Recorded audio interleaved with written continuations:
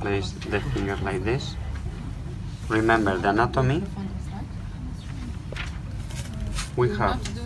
This was superficialis? No, we have done both, but we don't know where exactly we are because we are in the second, third layer. So more or less the idea is this. Okay, so we are inserting the needle.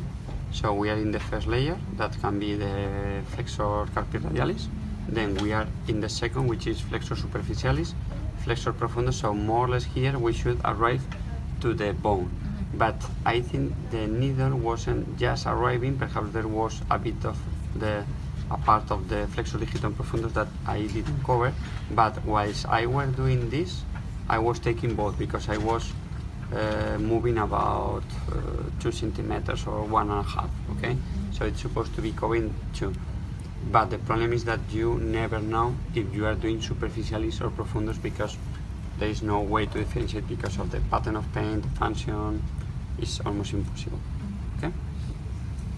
But what you usually find in this muscle and in other muscles is that if you have trigger points in superficialis, in the same area you develop in the profundus, or if in the gluteus medius you have in one sector, just in this same area you have profundus. So more or less we check all the deepest, okay?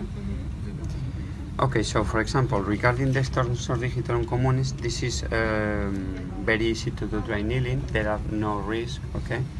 And we are going against the radial.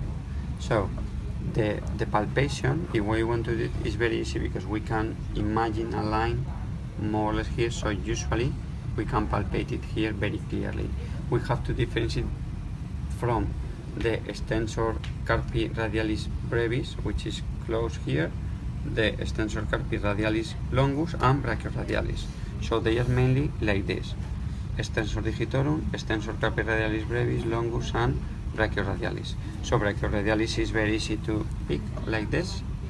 Extensor radialis longus is just the closer to this, the closest, and then we move to extensor carpi radialis brevis, and then for extensor digitorum we do it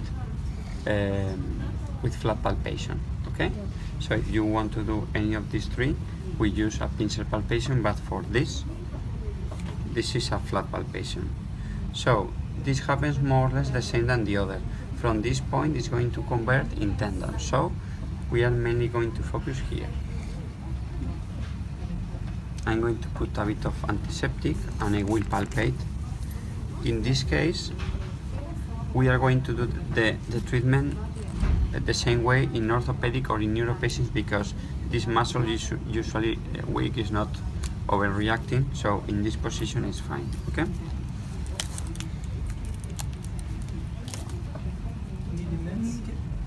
Yeah, usually 2.5 or 3 is fine because it's very superficial and it's usually very thin, okay?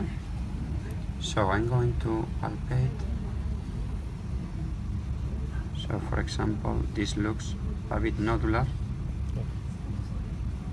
No, this is not so much, so for me we clearly choose this one, okay? As the hand is relaxed, I think that if we have some twitches, it's possible we see here. So I compress the top band, I move on the top band, so I compress here, 1, 2, 3. So let me know if there is any strange feeling, electricity, anything.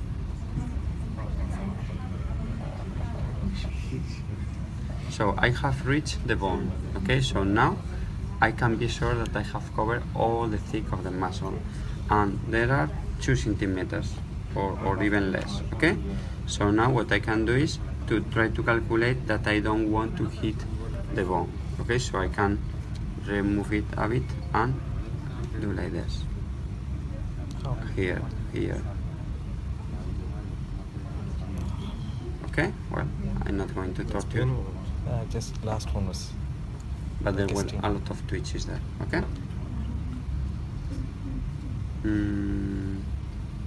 Well, I think I'm not forgetting anything.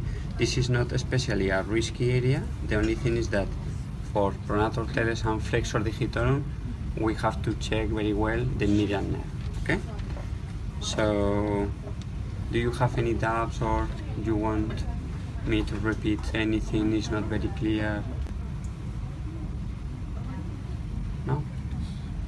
It's fine? Can you repeat the palpation again for the muscles? For this All or the palpation. all of them? Yeah.